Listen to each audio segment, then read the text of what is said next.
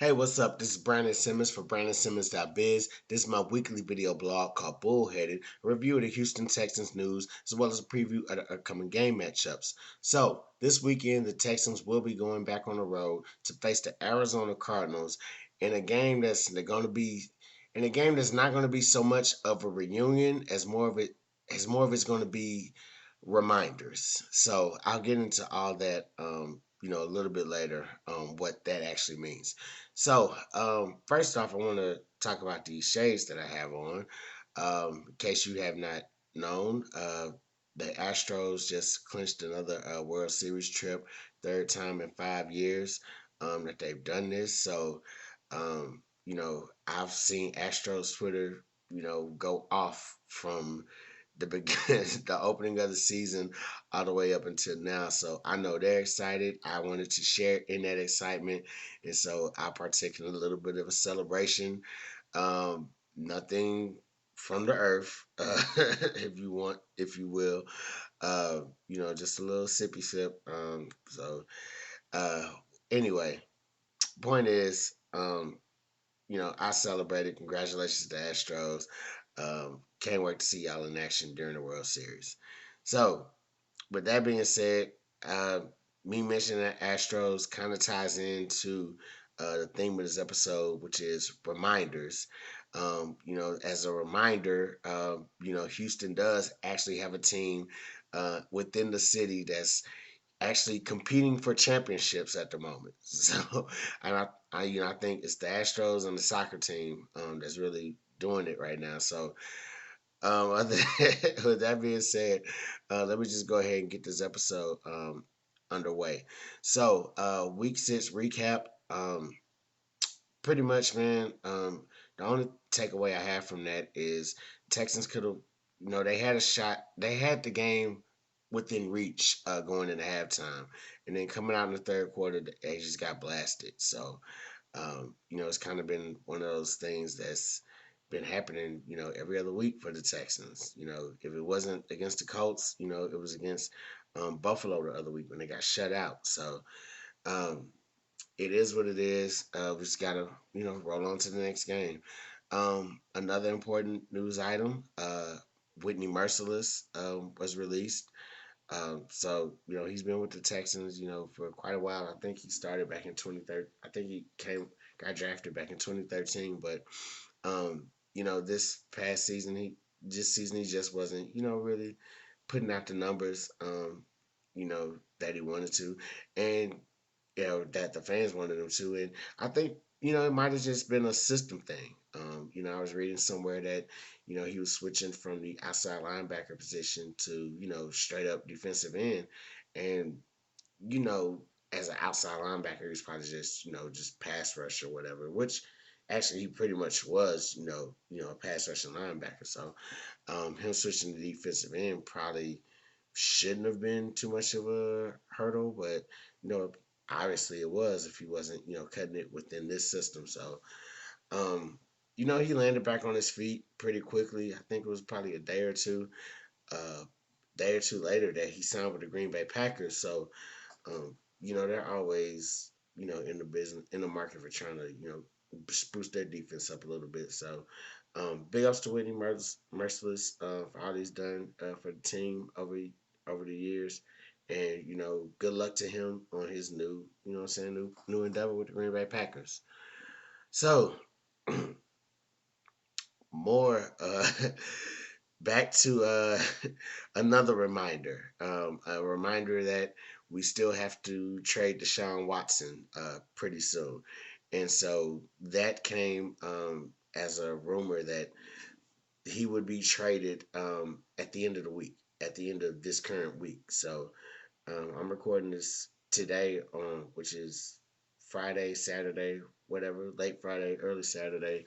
I thought he would have been gone by now, the way they were talking about it. But apparently, obviously, that's not the case right now. Now, whatever happened Saturday, it happened Saturday, and the trade deadline is November 2nd. So, if something pops off before then, I'll probably drop another video for that.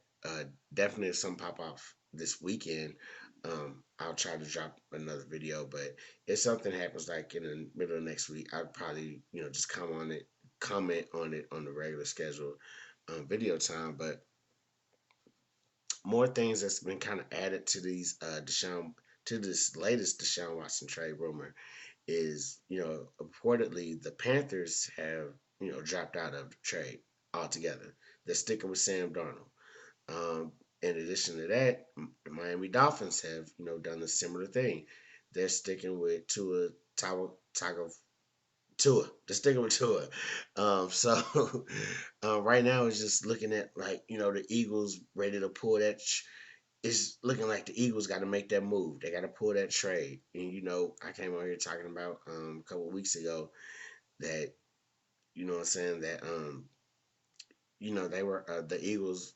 I guess the owner or whatever was he gave the green light for them to just be like, hey, go ahead and make this Deshaun Watson trade. So um, it could be with the Eagles. I think right now, it's just looking at those three teams involved and where they're going with their quarterbacks. Um, I think it's just a matter of time.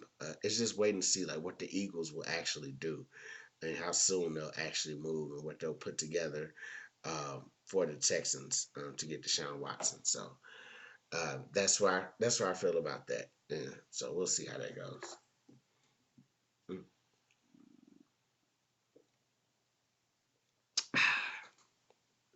Excuse me. So reminders. That's the name of this episode. Theme of this episode. And so with reminders, I came up. I've been thinking about this.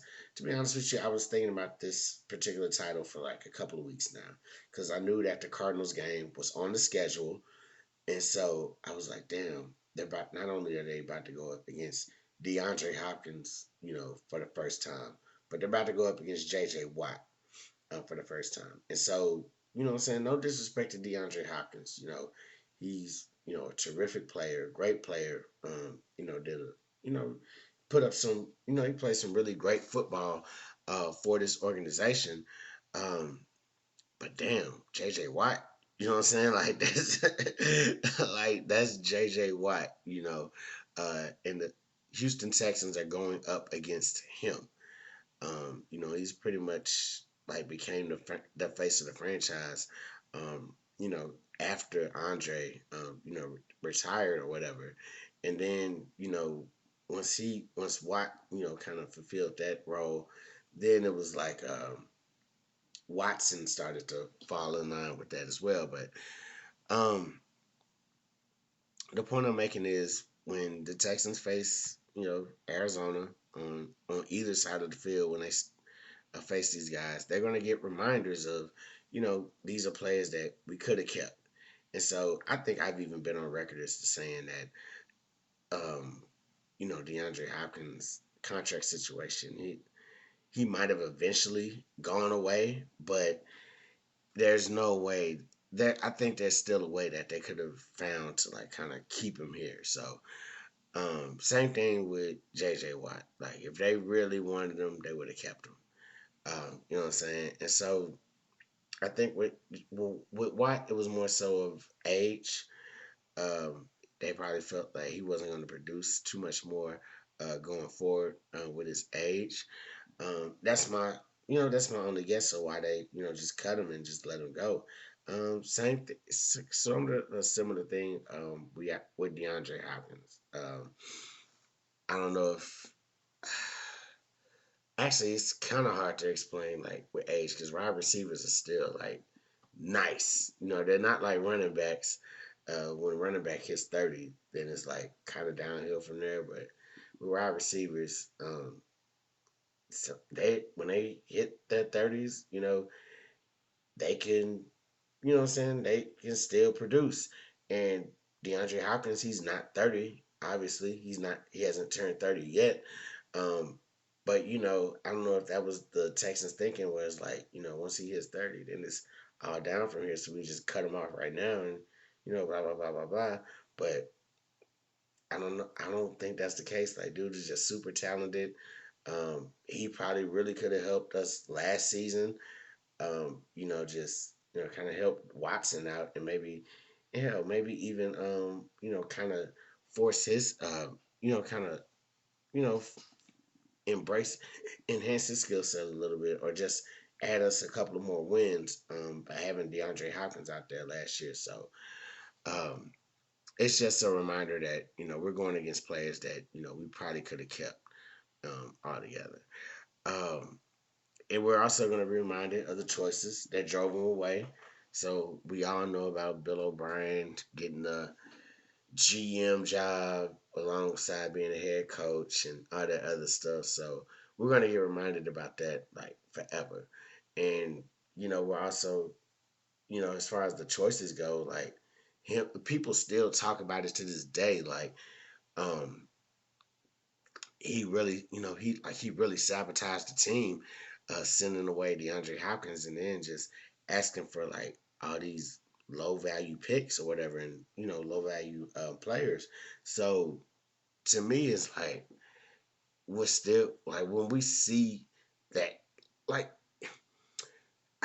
why am I stuttering? Because I know what I'm trying to say, but it's even. I remember last year when uh, Hopkins made that catch, the Hail Mary catch, and all the Texans fans lost their freaking mind when he did that, because it was like, yo, he could be doing that for us, but instead, he's all over there like across the country or whatever, doing that for another team. So it is what it is on that one, man.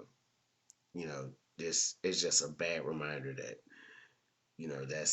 that choice was made, and that's the end result of it.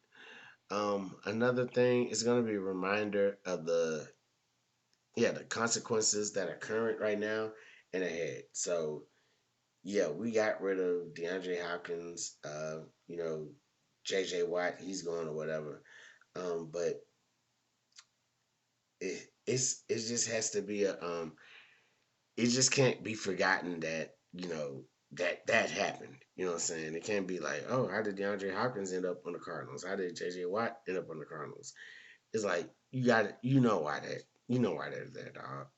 And also this week I forgot to list down in my notes, but this week JJ said something kind of wild. He was like, it's kind of sad for me to just see my team just really just see the Texans suffer like this. It's kind of sad for the team that drafted me to suffer like this.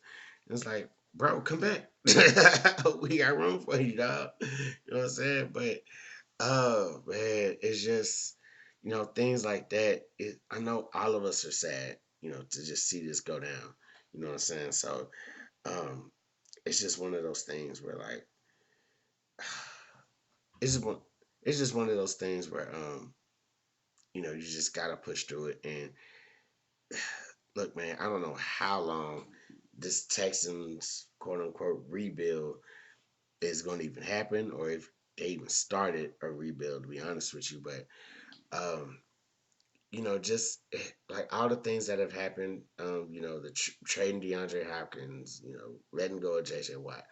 Right now we're getting a remind. It's unfortunately, there might be a reminder of all the proverbial consequences that are being brought about. So um,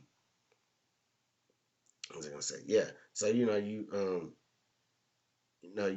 screw up or whatever, and it's like, damn, here comes blah blah blah blah, and shit like and stuff like that. And so it's pretty much what I'm trying to say is on that particular part is like the choices that were made by management or coaches and all that stuff. It really did have a huge effect on this team going forward, as far as like what they need to do as far as competition, what they need to do as far as drafting players and everything like that. So it's definitely going to be a reminder.